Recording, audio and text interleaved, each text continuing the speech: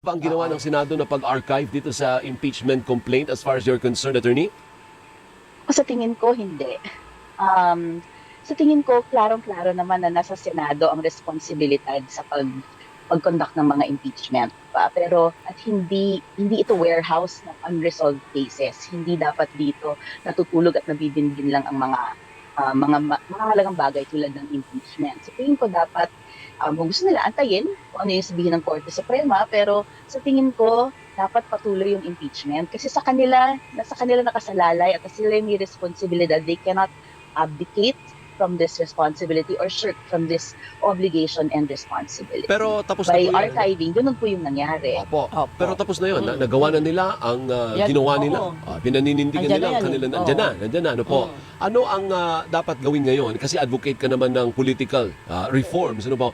Ano bang pwedeng gawin natin? Moving forward, Yun na nga may eh. options pa bang naiwan? O wala na, move on na tayo. Tapos na yung chapter na yan. Next page. Ako sa tingin ko linawin natin, no? Ang pag-archive sa Senado ay hindi absolution. Hindi ito pag-absolve sa charges or mga nilalaman ng complaint. No, buhay pa ang motion for reconsideration sa Korte Suprema at kapag nag-grant, pwedeng buhayin muli ang kaso agad-agad. Pero ang pag-archive, bago pa ma-final ang desisyon ng Korte, ay nagpapadala ng maling mensahe sa Korte. Parang sinasabi natin sa Korte na tapos na ang laban sa Senado, hindi naman mahalaga, hindi siya urgent. Pinapahint